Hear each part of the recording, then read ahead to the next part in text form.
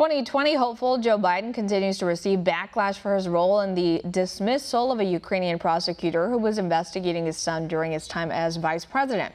One America's Rion has more from Washington.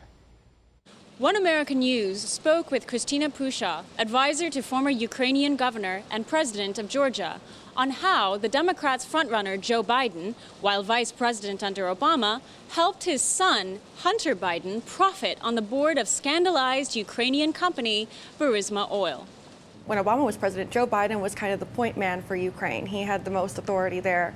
Ukraine relies heavily on U.S. aid.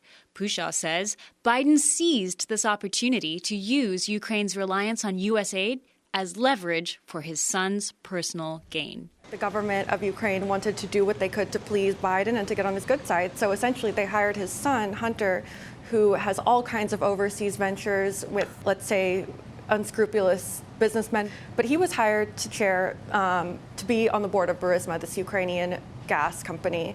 And Burisma was under investigation for corruption. Last month, two New York Times reporters released a bombshell story about possible pay-to-play and extortion activity committed by Joe Biden as vice president. He was recorded bragging about this at the Council on Foreign Relations. Biden said that he would withhold a $1 billion loan guarantee from the Ukrainian government if they did not dismiss a prosecutor, Ukrainian prosecutor who was investigating Burisma, which at the time Hunter was on the board of. If that's not a conflict of interest, I don't know what to call it.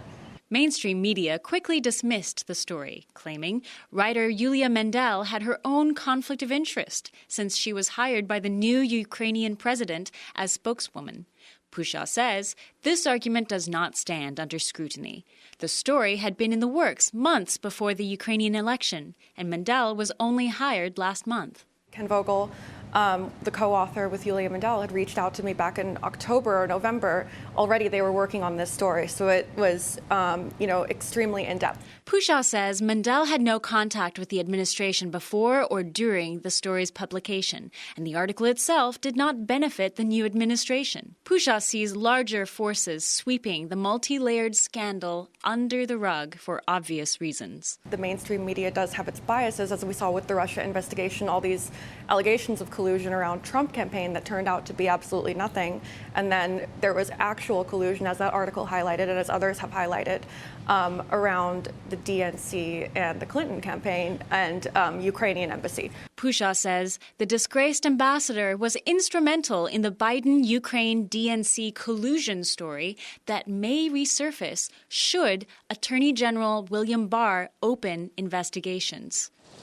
In the upcoming Ukraine-U.S. state visit this month, Pusha says appointing a trustworthy ambassador to Ukraine, someone outside the State Department, should be a top priority for both countries. Rion, One American News, Washington. Want to see more videos like this?